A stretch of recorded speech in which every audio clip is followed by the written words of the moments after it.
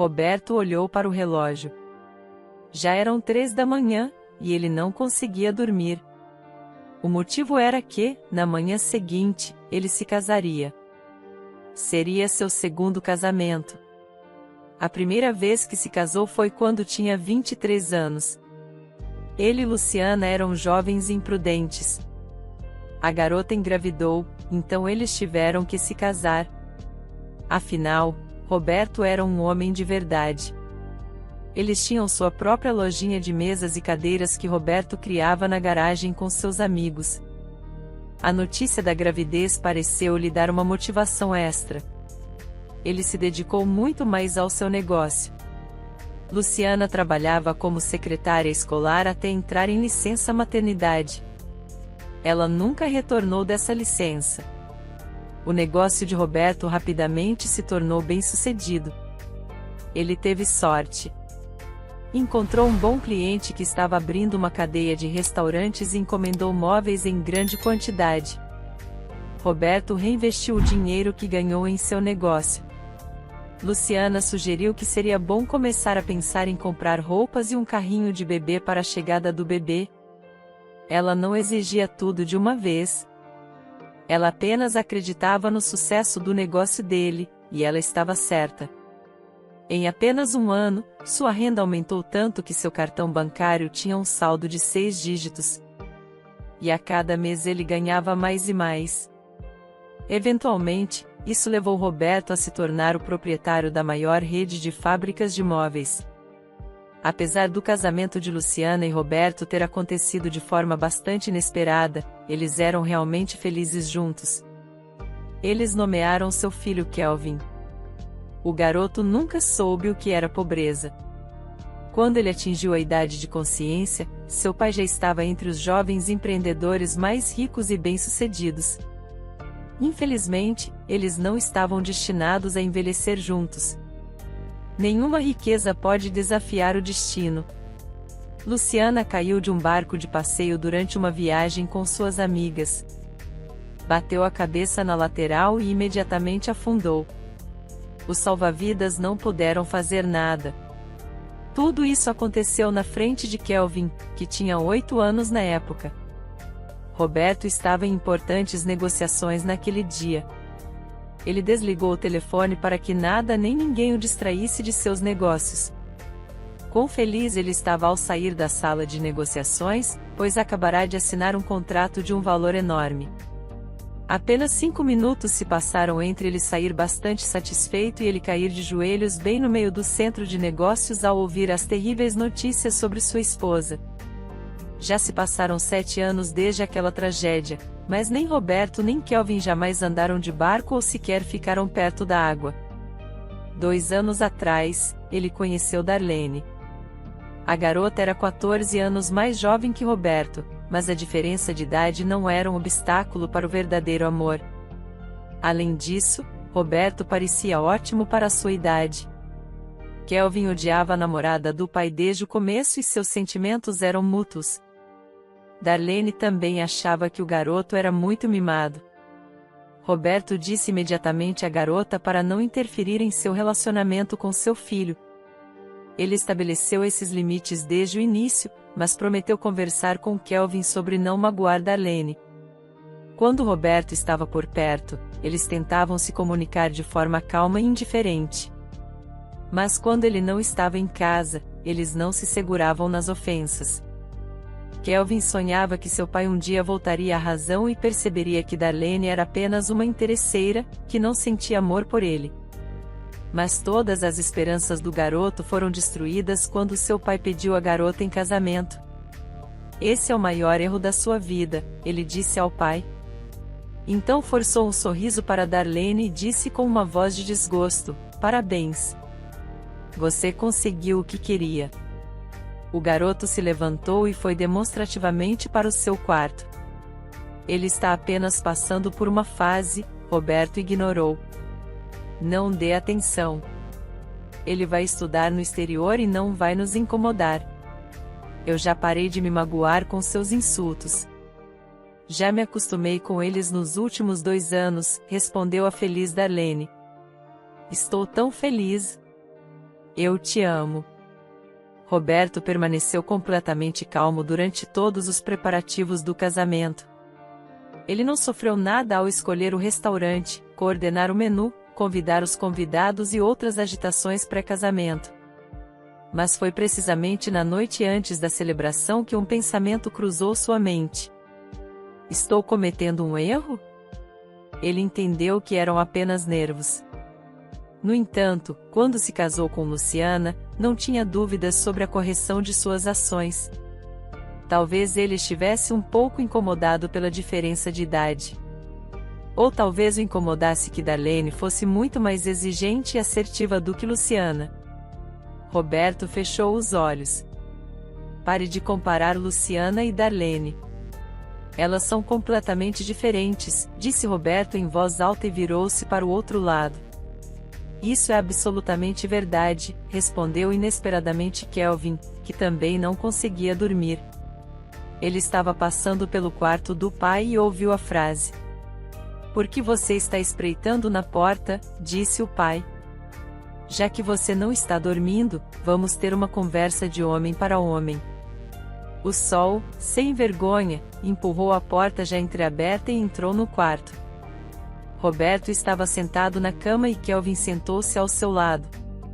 Por que ela quer ficar no hotel? Kelvin perguntou ao pai. Ela diz que os noivos devem passar a última noite antes do casamento separados. Ela tem uma sessão de fotos marcada lá, respondeu Roberto. Para ser honesto, ele também não entendia por que não podiam simplesmente ir para o hotel de manhã. A maquiadora, o fotógrafo e outras pessoas essenciais só deveriam chegar às 10 da manhã. No entanto, ele não queria discutir com sua linda noiva. Afinal, era o primeiro casamento dela. Você ainda pensa na mamãe? Kelvin perguntou novamente. Não passa um dia sem que eu pense nela, respondeu Roberto seriamente. Não pense que, se me casar com outra mulher, eu esqueci da Luciana. Não, ela está sempre no meu coração e ninguém tomará o lugar dela. Mas precisamos seguir em frente. Não podemos viver no passado. Você entenderá quando crescer. Eu já sou crescido e entendo tudo, exceto uma coisa. Por que a Darlene? O jovem falou calmamente, sem raiva ou ressentimento. Você, como todos os homens ricos, decidiu se casar com uma mulher bonita só porque ela não tem rugas e tem lábios carnudos. Filho, é amor, respondeu Roberto. Eu não me casaria com alguém em quem não confiasse. Quanto a uma decoração de casa, eu tenho você. Roberto riu e cutucou o garoto de lado. Kelvin se afastou dele com uma expressão de ofensa, mas não estava bravo. Ele já estava acostumado com as piadas do pai. Em geral, o senso de humor era o que consolidava os laços familiares deles.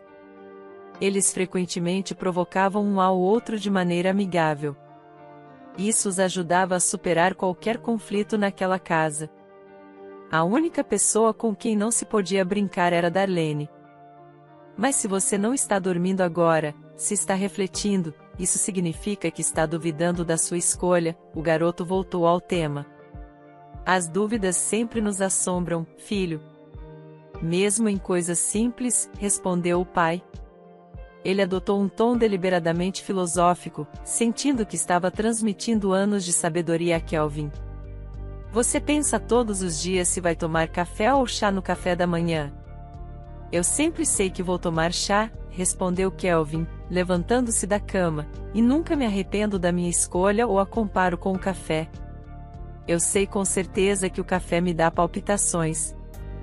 Me faz sentir mal. Só precisei provar uma vez. Mas você, toda vez que sabe que o café é ruim para você, continua bebendo aos copos. O garoto saiu do quarto, deixando o pai sozinho com seus pensamentos. Parecia que desta vez seu filho era mais sábio. Kelvin insinuou que Roberto uma vez viveu com uma jovem. Ela tinha pouco mais de 22 anos. Eles terminaram 6 meses antes de Roberto conhecer Darlene. Ele e Amy ficaram juntos por apenas 4 meses e se separaram porque Roberto pegou sua amante perto do cofre de alguma forma. Ela descobriu a senha e queria tirar o dinheiro e os valores que restaram de Luciana. Roberto não conseguia se livrar deles. Ele os mantinha como uma lembrança. Mas Roberto tinha certeza de que desta vez seria diferente. Ele sabia com certeza que Darlene não o trairia nem o enganaria. Afinal, eles estavam juntos há 2 anos e a garota nunca lhe deu motivos para duvidar da sinceridade de seus sentimentos. Roberto balançou a mão e deitou-se no travesseiro. É inútil falar com um adolescente, ele pensou. Estranhamente, ele adormeceu instantaneamente. Talvez ele só precisasse conversar com alguém e imediatamente se sentiu melhor. Todos têm seus próprios problemas. Alguns se preocupam com o casamento enquanto amantes perdem o sono à noite porque não sabem o que os espera no amanhã. Além dos ricos, há pessoas no mundo vivendo vidas completamente diferentes.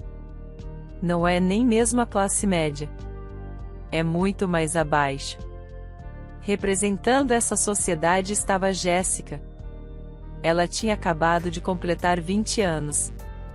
Sua mãe morreu de hipotermia há algum tempo. A mulher bebia, estava registrada na polícia e as autoridades haviam tentado tirar sua filha várias vezes. No último dia de sua vida, ela bebeu tanto que não conseguiu entrar em casa e adormeceu na rua. Jéssica encontrou de manhã. A garota ficou profundamente assustada e gritou, acordando sua irmã mais nova. Sim, Jéssica não era filha única. Ela tinha uma irmã de 14 anos, Gabriela. Com grande dificuldade, a garota conseguiu a guarda de si mesma e de Gabriela, que não acabou em um orfanato. Elas viviam em um albergue. Os vizinhos das garotas eram alcoólatras como sua mãe. As irmãs tinham medo de sair na rua desnecessariamente.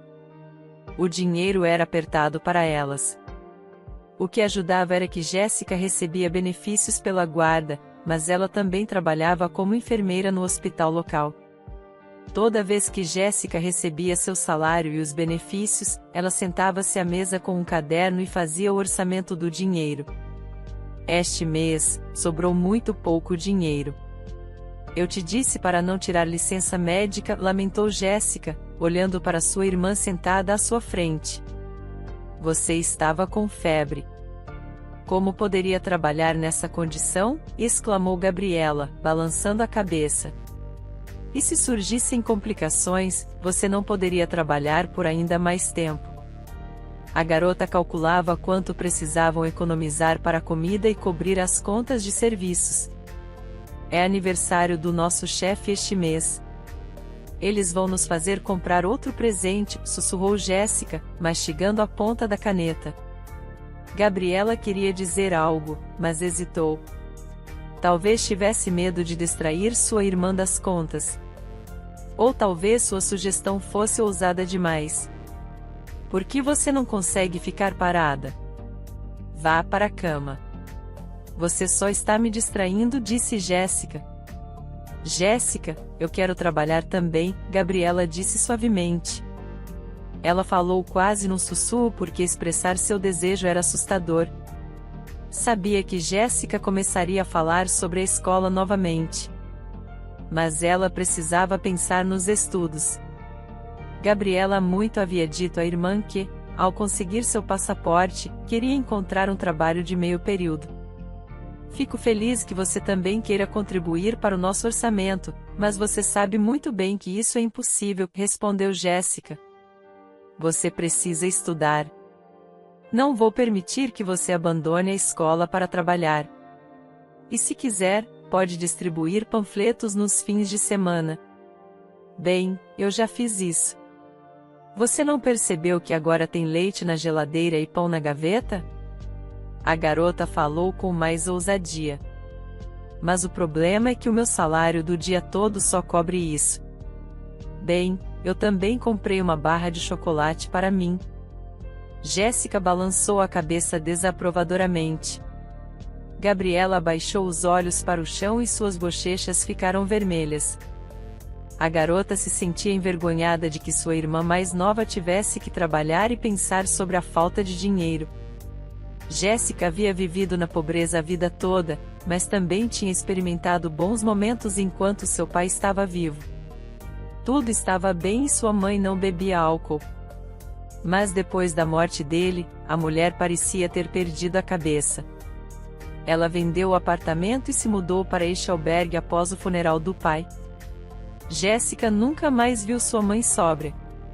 Gabriela era apenas um bebê na época. Sendo tão jovem, ela não entendia nada.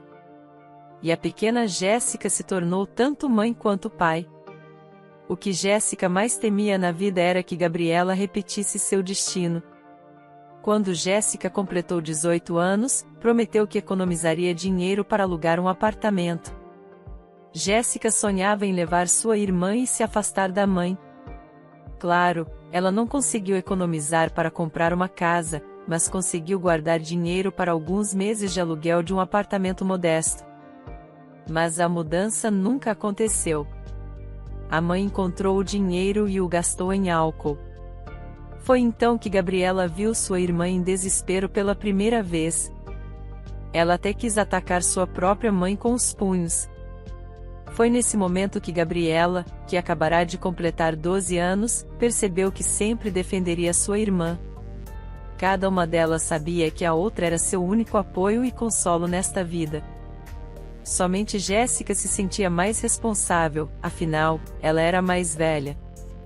E agora Gabriela já estava tentando trabalhar, e ela tinha apenas 14 anos. Será que algum dia elas conseguiriam viver bem e em paz? Jéssica não tinha resposta para essa pergunta. A esperança estava se esvaindo. Ouvi os vizinhos dizerem que Simone morreu. Ela trabalhava como faxineira para você. Provavelmente estão procurando uma substituta para ela agora, continuou Gabriela, sua voz ficando mais firme a cada palavra. Você sabe que Simone limpava o crematório? Ela trabalhava à noite, respondeu Jéssica. Bem, isso é muito conveniente. Vou estar na escola durante o dia e à noite posso ganhar um dinheiro extra, Gabriela se alegrou. Depois da escola, terei tempo para descansar até a noite. Gabriela, disse Jéssica seriamente, é um crematório. Eles queimam corpos lá. Você sequer imagina como é? Que tipo de atmosfera há lá? Há cadáveres por toda parte. Eu não tenho medo dos mortos, Gabriela acenou com a mão. Você tinha mais medo da mamãe do que eu. Jéssica admitiu que sua irmã mais nova era de fato muito mais forte emocionalmente do que ela. Mas ainda assim recusou o pedido dela. Gabriela insistiu por mais uma semana. Finalmente, Jéssica cedeu. Não estou prometendo nada. Vou apenas conversar com nosso chefe. Se ele concordar, então vá em frente e trabalhe. Mas ninguém vai contratar uma criança menor de idade, resistiu Jéssica às persuasões da irmã. A garota não mentiu. Ela conversou com o chefe do hospital e, para sua surpresa, ele concordou. O homem explicou que ninguém queria assumir um trabalho tão desagradável e mal pago. Se Gabriela quisesse trabalhar apenas à noite, isso seria ainda melhor. Ninguém a veria. Ele não receberia reclamações ou multas por trabalho infantil também. Com dificuldade, Jéssica ajudou sua irmã a conseguir um emprego no crematório. Ela perguntou várias vezes se ela estava certa de sua decisão, lembrando-a de que ainda não era tarde demais para desistir. Na última vez que perguntou, ela já estava segurando a maçaneta da porta, que provavelmente levava ao lugar mais assustador do hospital. Abra. Quanto mais cedo eu começar, mais cedo termino, Gabriela não conseguiu segurar. Seus olhos estavam tristes, mas determinados. Enquanto suas colegas de classe iam a bailes escolares, dando seus primeiros beijos, ela era forçada a esfregar o chão em um lugar tão assustador. Assim que Jéssica abriu a porta, sentiu um cheiro horrível. Gabriela franziu o nariz e o cobriu. Você ainda quer trabalhar aqui? Perguntou Jéssica. Sim, foi apenas um pouco inesperado. E, de qualquer forma, não cheira mais a nada, respondeu Gabriela, tirando a mão do rosto. Na realidade, o cheiro rapidamente se dissipou, ou Gabriela se acostumou com ele, mas certamente não a incomodava. Havia vários corpos deitados em maçãs, prontos para serem cremados pela manhã. Gabriela olhou ao redor, evitando cuidadosamente olhar para aquelas maçãs. Jéssica voltou com um balde e um esfregão, acenou com a mão para a irmã e mostrou onde pegar água. Gabriela trabalhava apenas à noite, todos os dias. Jéssica tentava alinhar seus turnos para trabalhar junto com a irmã, mas, claro, nem sempre dava certo. Gabriela pediu para ela parar de vigiá-la, prometendo que tudo ficaria bem. Claro, ela só não queria que sua irmã se preocupasse. Ela estava assustada e triste com sua situação, mas não tinha para onde ir. Gabriela tinha uma forte vontade. Nunca reclamava com a irmã, embora passar as noites no crematório fosse incrivelmente assustador. Quando Jéssica estava de plantão no mesmo turno que a irmã, ela sempre sentava com Gabriela. Mas quando a garota ficava sozinha, era um pesadelo. Ela constantemente ouvia sons assustadores, via sombras. Se houvesse um falecido no corredor durante seu turno, Gabriela sempre sentia que eles iam se levantar e agarrá-la pelo pescoço. Ela sentava no canto e chorava, e era assim toda vez. Olha, Jéssica mostrou seu telefone com fotos de uma garota em um vestido de noiva. Esta é minha conhecida. Enquanto nosso pai ainda estava vivo, ela morava no prédio vizinho. Parece que ela está indo bem. Casou-se com um empresário rico. Talvez você não devesse ter ignorado como nos anos escolares você poderia ter sido amiga da noiva agora e encontrado um noivo rico lá, sugeriu Gabriela. Claro, Jéssica riu. Ninguém queria ficar perto de mim na escola. Você sabe como vivíamos e ainda vivemos? Darlene sempre tinha saias curtas, tops da moda e maquiagem. Eu ainda não posso me dar ao luxo de nada disso. Você é muito mais bonita que ela. Gabriela apoiou sua irmã. Olha, ela é 3 anos mais velha que você, mas parece que há uma diferença de 10 anos. Você acha que ela realmente ama esse homem? Mas ela mora em uma mansão, não em um dormitório, Jéssica disse, desligando o telefone. Darlene até contratou cobertura da mídia para o casamento. Ela queria que todos na cidade soubessem que tipo de homem ela conseguiu agarrar, para que todos que já a vissem olhassem para as notícias e dissessem, bem, ela conseguiu alcançar o sucesso. Algumas pessoas, como Jéssica, simplesmente desligavam seus telefones descontentes e os guardavam. Outras começavam a escrever mensagens lembrando da sua existência e pedindo um encontro. A ingênua Darlene ria enquanto deletava mensagens não lidas. Eles acham que só porque sou agora a esposa de um milionário, podem me pedir dinheiro emprestado. Não entendo por que você teve que transformar nosso casamento em um show, resmungou Roberto, insatisfeito. É nossa celebração. É sobre nós. E você transformou isso em um evento público. Quando me casei com Luciana, nem convidamos convidados. Apenas tomamos chá e um café e fomos para casa. Darlene olhou agressivamente para seu marido. Ela realmente detestava quando Roberto a comparava com sua falecida esposa. Luciana sempre ganhava nessa comparação, não exigindo tanto dinheiro, se envolvendo em trabalho de caridade, ajudando animais e até mesmo crianças doentes. Roberto viu a reação da esposa e imediatamente se desculpou. Ele se tornou um fraco. Kelvin sussurrou silenciosamente, que estava perto de seu pai e madrasta naquele momento. O garoto podia ouvir perfeitamente a conversa deles. 2 dias depois, Roberto e Darlene estavam se preparando para a lua de mel. Seria apenas por uma semana. Kelvin ficaria em casa sozinho. Em primeiro lugar, ele não queria ir na viagem romântica do pai, ver ele e Darlene se abraçando por 7 dias seguidos não era a perspectiva mais agradável. Em segundo lugar, ele precisava estudar, pois o final do ano letivo estava se aproximando. Darlene estava arrumando suas coisas e conversando ao telefone com uma amiga. Kelvin passou pelo closet onde sua jovem madrasta estava e ouviu o nome de sua mãe. Ele imediatamente parou para ouvir a conversa. Nunca teria feito isso se Darlene estivesse falando sobre outra pessoa, mas ela estava insultando sua mãe. Ela reclamava com a amiga que Roberto constantemente lembrava dela e as comparava. Se eu pudesse, eu a ressuscitaria e a mataria novamente, disse Darlene, rindo alto. Kelvin não pôde perdoar sua madrasta por aquela declaração. Ele rompeu no closet e congelou ao ouvir a última frase. Queria bater em Darlene, mas percebeu que não podia bater em uma garota. Darlene se assustou e gritou. Os seguranças correram imediatamente para eles. Kelvin cerrou os punhos e olhou raivosamente para sua madrasta. Darlene percebeu que ele havia ouvido tudo e estava se segurando para não bater nela. Darlene notou que os seguranças já estavam correndo em direção a eles.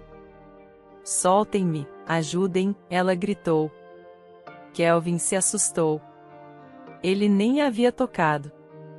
O garoto queria acalmar Darlene, estendeu as mãos à frente dele e pediu para ela parar de gritar. De repente, Darlene bateu o rosto na prateleira com toda a força, e o sangue começou a escorrer do seu nariz. Você perdeu completamente a cabeça, gritou Kelvin. Os seguranças já estavam na entrada do closet. O que viram os fez pensar que precisavam proteger Darlene do filho do patrão. Eles congelaram e não sabiam o que fazer. Eu não a toquei. Ela bateu o próprio nariz, tentou justificar-se Kelvin aos seguranças. Ele me bateu, Darlene gritou de forma lamuriosa e um tanto histérica. Nesse momento, Roberto ouviu algum barulho no andar de baixo. Ele rapidamente desceu de seu escritório e viu 2 de seus seguranças em confusão. Kelvin os olhava assustado e tentava explicar algo, enquanto Darlene, com o rosto e o vestido já cobertos de sangue, estava sentada no chão, gritando alto que tinha sido espancada. Roberto correu imediatamente para sua jovem esposa, ignorando completamente o que seu filho estava dizendo. Ele quebrou meu nariz, Darlene chorou. Papai, ela está mentindo. Essa idiota bateu o próprio nariz no armário. Ela disse coisas horríveis sobre minha mãe. Eu só queria falar com ela e ela quebrou o próprio nariz, justificou-se Kelvin. Não quero te ouvir, respondeu Roberto severamente. Ele virou a cabeça bruscamente para o filho. O olhar de Roberto indicava que Kelvin estava falando sem sentido. O pai acreditava em sua amada mulher, não nele. Ele está pronto para fazer qualquer coisa só para arruinar nossas férias, chorou Darlene. Como posso viajar com o nariz assim? Não se preocupe. É só um hematoma, tranquilizou Roberto. Vamos ao hospital imediatamente. O médico vai te examinar e, se necessário, podemos adiar nossa lua de mel. Podemos voar para resorts toda semana. Só não chore. O voo teve que ser adiado por uma semana. Darlene se recusou a voar.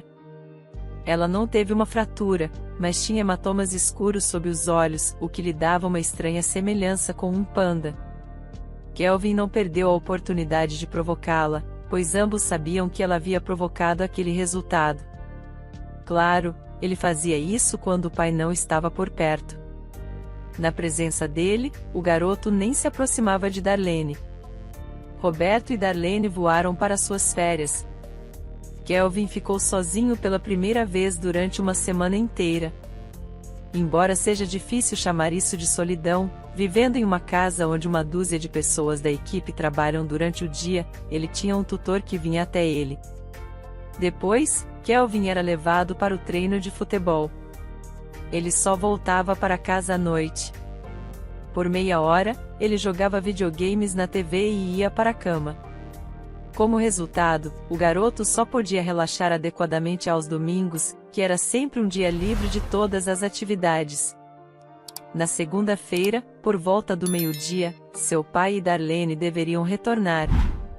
Kelvin queria passar esse dia de uma maneira diferente. Estava cansado de ficar em casa, mas não podia ir a lugar nenhum além do quintal. Para garantir que o garoto não tivesse medo de ficar sozinho, um segurança passava o tempo com ele. Kelvin o chamava de Tércio e o amava muito. Esse homem era como um tio próximo ou algum parente muito próximo para ele. Foi Tércio quem cuidou do garoto o tempo todo quando Roberto estava fora, até substituindo uma babá quando ele era muito jovem. Tércio, vamos à cidade e dar um passeio lá. Pelo menos passear pelo parque, sugeriu Kelvin. Olha que tempo bonito. É o fim de outubro, mas está quente e ensolarado. Em breve tudo estará coberto de neve e ficará lamacento e frio. É um ano inteiro esperando o momento certo para um passeio. Kelvin, você sabe que seu pai vai me matar se descobrir, respondeu Tércio. Ele só está fingindo estar bravo, acenou Kelvin. Ele não fará nada porque não vai descobrir. Tércio bateu nas coxas e acenou com a mão. Vamos fazer isso, disse-ele animadamente. Tércio e Kelvin entraram no carro. O garoto insistiu em sentar no banco da frente porque queria ver a cidade. Ele geralmente percorria os mesmos trajetos e não conhecia nenhuma área, exceto as que frequentava. Leve-nos a algum lugar tranquilo e pacífico, sem confusão, pediu Kelvin. Vamos ao bairro onde eu morava quando criança. Lembro que havia uma bela alameda lá, sugeriu Tércio. Kelvin assentiu aprovadoramente e afivelou o cinto de segurança. O trajeto levou cerca de 20 minutos. O garoto percebeu que, quanto mais se afastavam de onde moravam, a vista pela janela ficava mais triste. Não havia tantas casas bonitas e árvores. As pessoas pareciam cansadas e infelizes. As mansões foram substituídas por prédios antigos. Você morava aqui? Que pesadelo, exclamou Kelvin. Eu não vivo em um lugar tão bonito quanto você agora, disse Tércio com um tom de tristeza na voz. Sim, comprei um apartamento maior, mas ainda não consigo alcançar o luxo que seu pai tem. As pessoas aqui não voam para resorts no exterior. Elas não têm telefones como os seus, mas são felizes à sua maneira. Talvez até mais do que eu. Kelvin respondeu, seu humor também mudando. Olha, há uma família caminhando com um pequeno. Ele tem tanto a mãe quanto o pai. Ninguém caminhava comigo, exceto você. Tércio estacionou o carro perto da alameda. Kelvin e seu guarda saíram do carro e foram caminhar entre as árvores. Jovens mães passavam com carrinhos de bebê. Crianças andavam de bicicleta e patinete. Ninguém estava com pressa. Ninguém estava lidando com assuntos urgentes no telefone. E pais brincavam com seus filhos ou os ensinavam a andar de patins. Kelvin se sentiu muito triste. Ele mal podia contar os dias em que seu pai estava livre e passava tempo com ele. Tércio e Kelvin se aproximaram de uma barraca de sorvete. O garoto imediatamente disse que queria experimentar. Havia uma longa fila. Certamente, aquele sorvete era muito saboroso. À frente deles na fila, estavam duas garotas. Uma tinha cerca de 20 anos e a outra era mais jovem. A mais nova estava contando dinheiro. Gabriela, talvez a gente pule o sorvete hoje, disse Jéssica. Acabei de lembrar que não pagamos a conta de eletricidade ainda. Sorvete é muito barato, respondeu Gabriela, ofendida. Ouça o que estou te dizendo, protestou a irmã mais velha. Bem, vamos comprar um só para dividir, sugeriu Gabriela, juntando as mãos. Jéssica balançou a cabeça e saiu da fila. Vamos. Sem doces hoje. Vamos cuidar da nossa figura, disse Jéssica. Cuidar da nossa figura, zombou Gabriela da irmã. Vou rasgar meu vestido com meus ossos em breve. Por que devo cuidar dela? Jéssica sentou-se no banco e abaixou a cabeça. Gabriela notou lágrimas escorrendo dos olhos da irmã. A garota sentou-se ao lado dela e descansou a cabeça no ombro dela. Pare de chorar por tais bobagens, confortou Gabriela. Compramos na próxima vez. Tércio e Kelvin testemunharam essa conversa. O garoto olhou confuso para o guarda. Seu olhar parecia perguntar: as pessoas vivem tão mal assim? Ele não perguntou nada, mas Tércio entendeu. Ele franziu os lábios e assentiu. Quando chegou a vez de Kelvin na fila, ele pediu 2 sorvetes simples e 2 dos maiores e mais caros.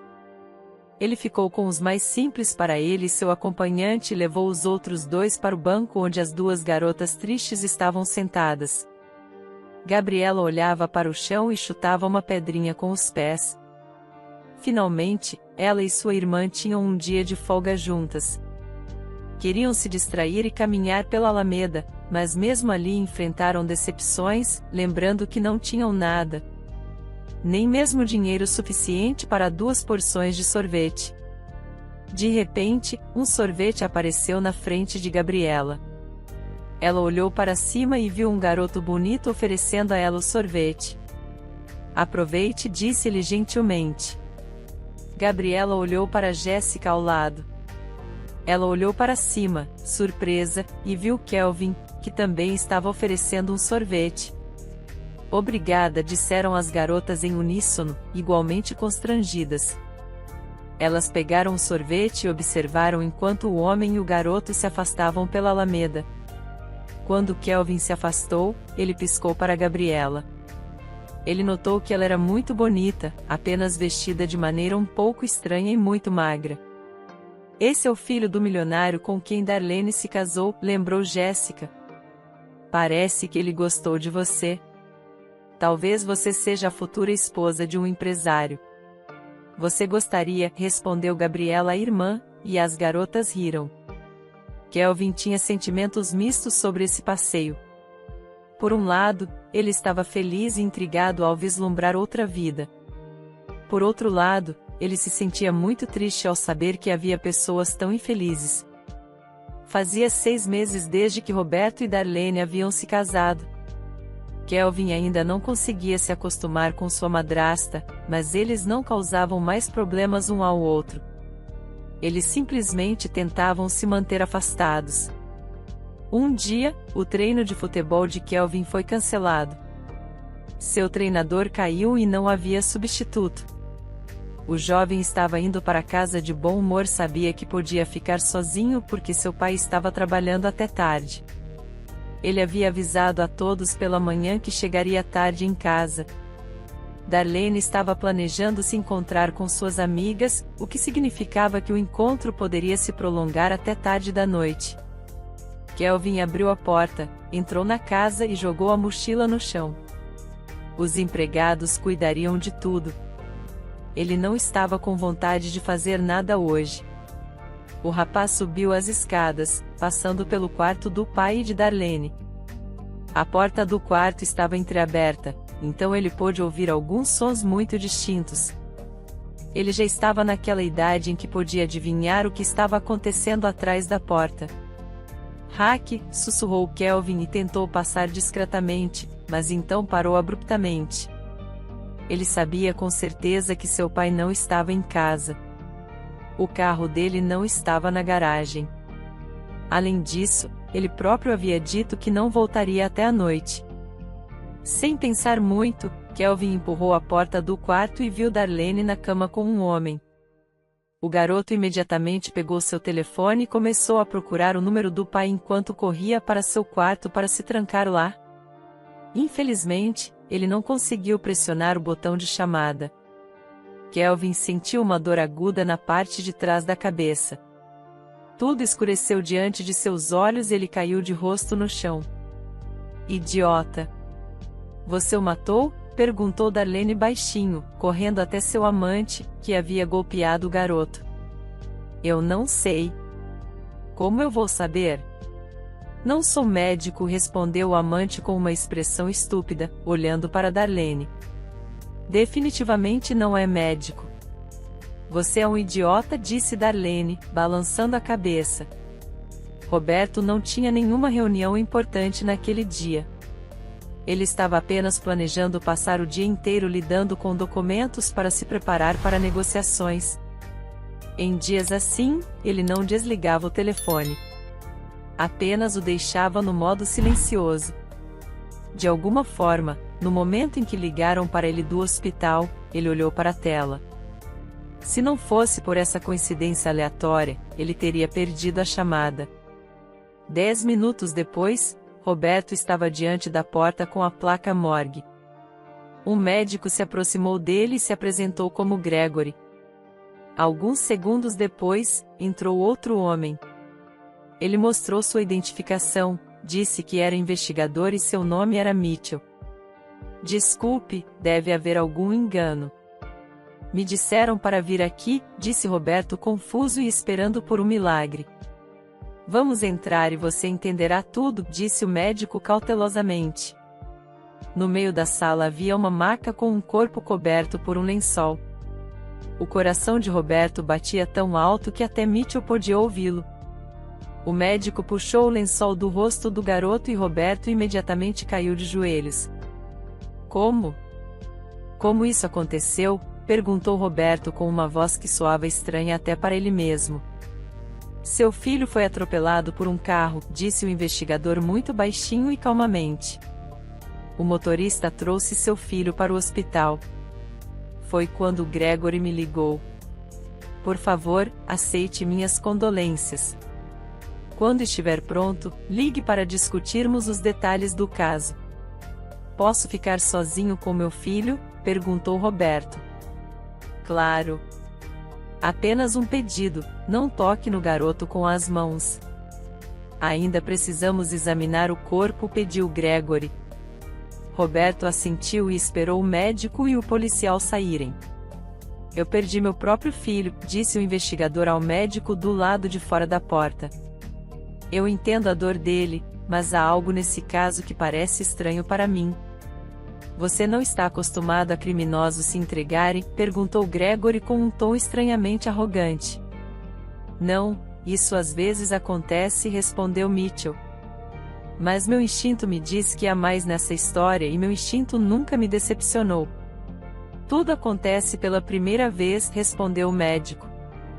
Você está apenas muito afetado por essa história. Isso lembrou você da sua própria dor. Mitchell concordou que o médico poderia estar certo. Ele saiu com um olhar bastante pensativo. Gabriela lembrava do garoto que a tratou e a sua irmã com sorvete há muito tempo. E não importava para ela se Kelvin era filho de um milionário ou tão pobre quanto ela. O coração infantil de Gabriela ainda não havia sido envenenado pelo materialismo. Mas já se passaram 6 meses, e ela ocasionalmente lembrava daquele incidente e simplesmente sorria. Era bom saber que havia pessoas gentis no mundo. Ela foi para seu turno noturno até de bom humor. Gabriela entrou no hall do crematório. Ainda não havia ninguém lá. Ela esperava que a noite passasse calmamente, mas menos de meia hora depois, as portas se abriram e, estranhamente, trouxeram uma maca. Eles estavam fazendo tudo muito rapidamente e descuidadamente, fazendo com que o lençol que cobria o corpo escorregasse. Bem, vai ser cremado de manhã mesmo. Então, não importa, disse um dos ordenanças. Gabriela, junte-se a nós, o segundo ordenança gritou alegremente, embora fosse um pouco inapropriado para o lugar onde estavam. A garota saiu de seus pensamentos e olhou para os 2 homens que haviam interrompido sua paz. Então seu olhar caiu sobre o corpo que ela estava esperando para a cremação naquela manhã. Ela soltou um grito alto e levou as mãos à boca. Você o conhece? O ordenança alegre mudou seu tom. Desculpe, eu não sabia. Nós não nos conhecemos.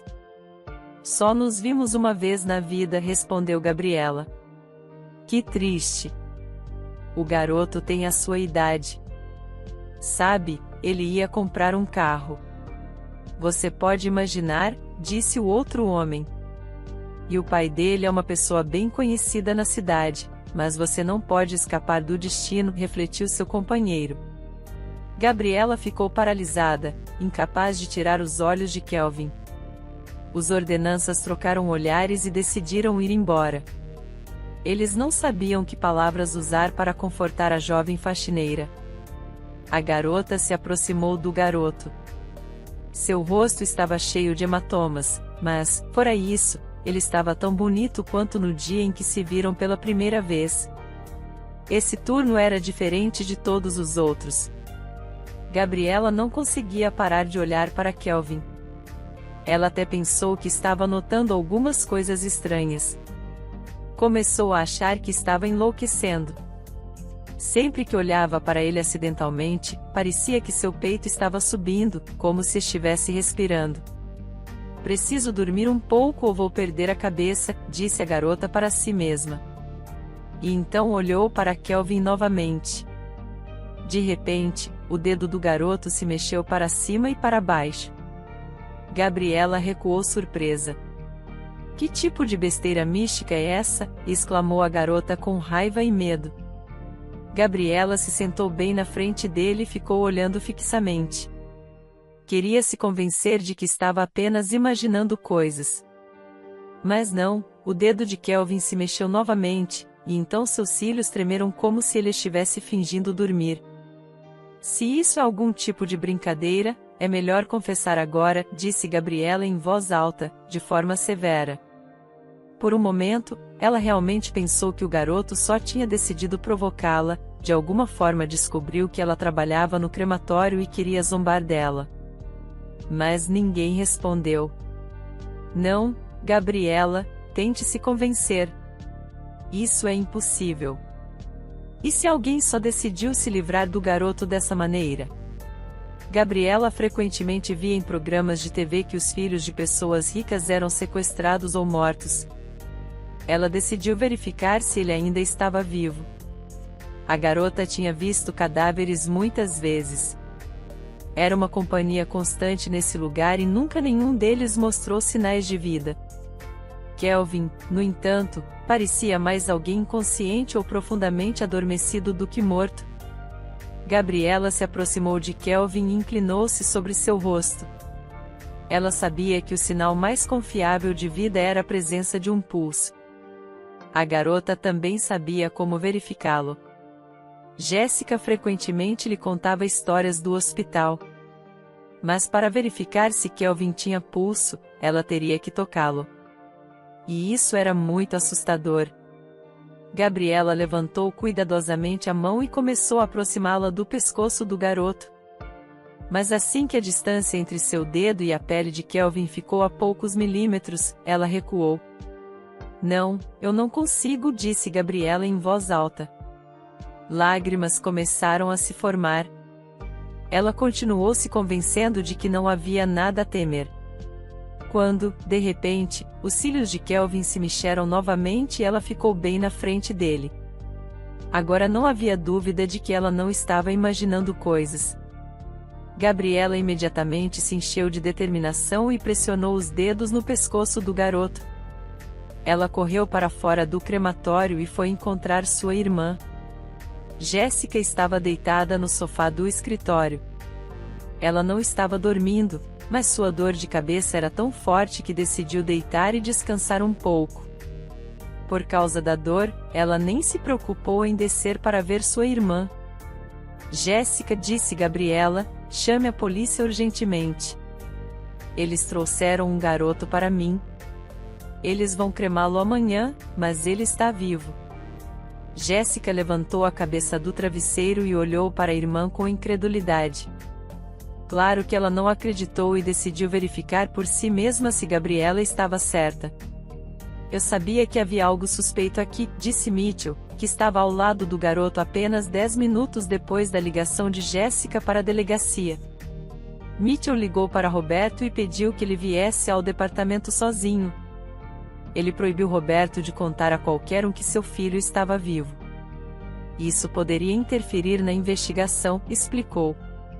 Roberto imediatamente se levantou da cama. Ele não estava dormindo de qualquer maneira. Ele dirigiu até o hospital, quebrando todas as regras de trânsito. As ruas estavam vazias, afinal. Como aconteceu que meu filho vivo foi declarado morto? Perguntou ele ao investigador. É isso que estou tentando descobrir, respondeu Mitchell. Roberto disse que queria vê-lo, mas o investigador respondeu que, por enquanto, isso era impossível. Veja, obviamente, mais de uma pessoa está envolvida aqui. Não acho que a equipe do hospital seja tão tola a ponto de não distinguir uma pessoa viva de uma morta, disse Mitchell. Já enviei um grupo de policiais para buscar o médico-chefe deste hospital. Uma enfermeira está atualmente cuidando de seu filho, a mesma que descobriu o pulso de Kelvin. Precisamos garantir que o médico confesse tudo. E o homem que atropelou Kelvin, ele mentiu também? Roberto não conseguia entender. É isso que vou descobrir, disse Mitchell misteriosamente. O investigador afirmou que, enquanto seus colegas interrogavam Gregory, ele próprio iria até o motorista que trouxe o corpo do garoto para o hospital. Como ainda não havia julgamento, ele poderia obrigá-lo a confessar. Instruiu Roberto a ir para casa e estar pronto para vir à delegacia a qualquer momento. Roberto foi para casa. Seu estado de espírito era inexplicável, mas o sentimento predominante que ele experimentava era alegria. O funeral foi cancelado. Roberto rezou o caminho todo para que Mitchell resolvesse esse crime. Ele nem saiu do carro. Apenas ficou na garagem, perdido em vários pensamentos.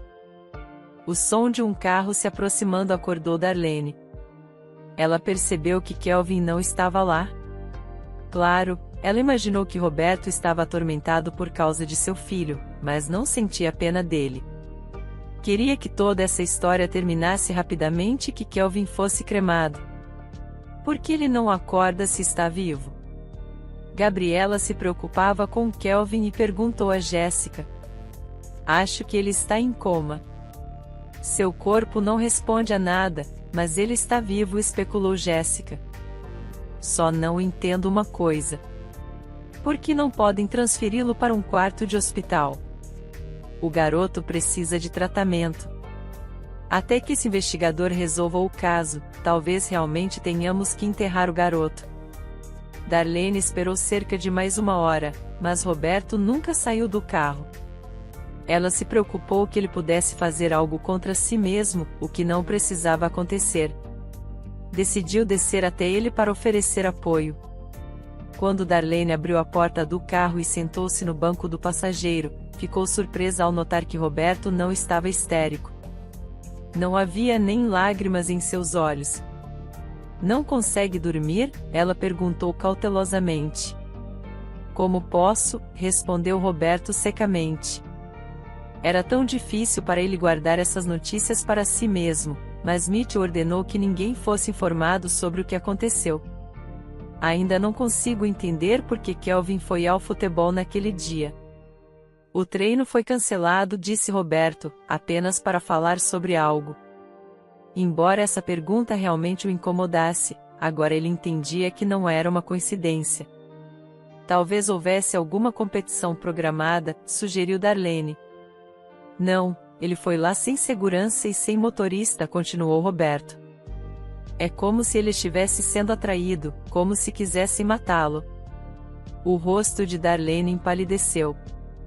Ela estava muito alarmada com a suposição de Roberto, mas ele não poderia imaginar que foi o amante dela quem encontrou um bêbado que concordou em assumir a culpa pelo acidente fatal e ir para a prisão. Não havia chance de Roberto descobrir a verdade, pois Darlene havia feito acordos com os médicos. Eles só precisavam passar por amanhã, e a história terminaria. Darlene e seu amante estavam convencidos de que o garoto estava morto. Ficaram tão assustados quando ele caiu que não pensaram em verificar seu pulso ou ouvir sua respiração. Imediatamente começaram a pensar em como encobrir seu crime. 3 horas se passaram desde que Roberto deixou a delegacia. O amanhecer estava rompendo, mas ainda não havia notícias. Darlene estava ao lado dele no banco do passageiro. Ela tentou iniciar uma conversa, mas nos últimos 20 minutos, adormeceu profundamente. Roberto, no entanto, não conseguia dormir. A cada 5 minutos, ele verificava o telefone esperando a chamada esperada. Finalmente, uma ligação veio de Mitchell. Venha urgentemente para a delegacia e traga sua esposa.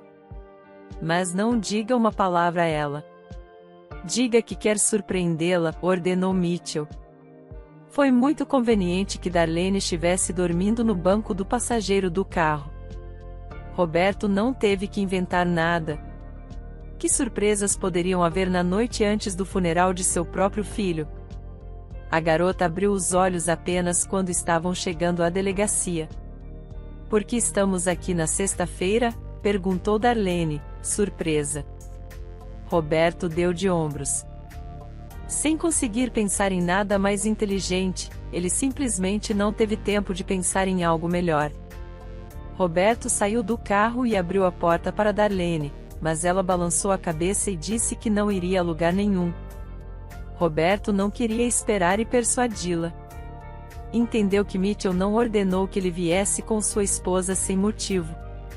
Ele pegou a mão de Darlene e a puxou para fora do carro à força.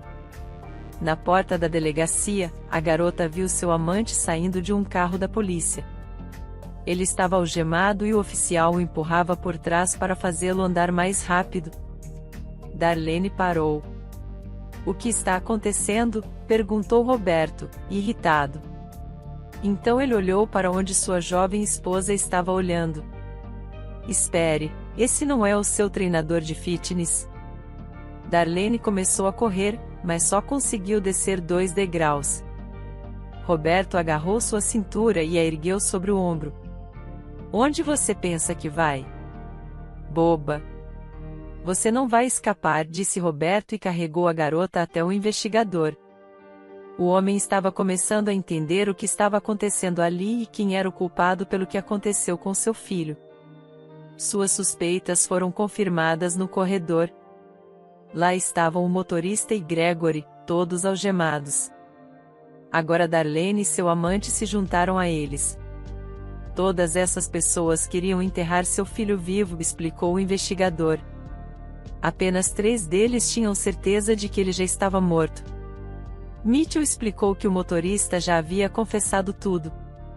Ele foi simplesmente solicitado a assumir a culpa. Ele não havia atropelado ninguém. O médico foi bem pago para agilizar a cremação e concluir no relatório de óbito que o garoto havia sido atropelado por um carro. Os mentores por trás de tudo isso eram Darlene e seu amante. A cada palavra do investigador, o rosto de Roberto ficava mais irado. Havia uma arma de serviço na mesa de Mitchell. Várias vezes, o empresário olhou para ela. E depois da última frase, ele não pôde se conter. Pegou a arma, tirou-a do coldre e entrou no corredor onde todo o grupo estava sentado atrás das grades. Aqueles que decidiram cremar um garoto vivo. Roberto não mirou em ninguém em particular. Ele odiava todos que estavam lá. Um tiro ecoou na delegacia. Mas todos permaneceram vivos. Mitchell conseguiu segurar as mãos de Roberto, e ele disparou na parede. A bala foi para o reboco, logo acima da cabeça de Darlene. A garota estremeceu e começou a chorar alto. Após esse incidente, ela começou a gaguejar. O único que poderia ter evitado a prisão era o motorista. Mas Roberto não queria mostrar misericórdia a ninguém. Ele conversou com o juiz e o promotor para garantir que ele recebesse pelo menos uma pequena sentença. Kelvin estava realmente em coma. Assim que Mitchell esclareceu todos os detalhes do caso, ele sinalizou ao hospital que o garoto poderia ser transferido para um quarto. Kelvin permaneceu inconsciente por mais 3 dias. Foi Gabriela quem percebeu que ele abriu os olhos novamente. Todos os dias, após a escola, a garota corria para Kelvin e ficava ao lado dele o dia todo. Ela havia se apaixonado por ele e rezava constantemente por sua saúde. Quando Kelvin abriu os olhos, ele reconheceu Gabriela imediatamente. Roberto correu para o hospital imediatamente. Ele levantou Jéssica nos braços e a girou, encontrando-a acidentalmente no corredor. "Como sou grato a você por sua irmã", exclamou feliz Roberto, colocando a garota de volta no chão e correndo para o quarto de seu filho. Claro, o milionário não poderia deixar de recompensar as duas irmãs que salvaram a vida de seu filho. Kelvin precisava de cuidados e atenção após sair do coma, onde ficou por uma semana.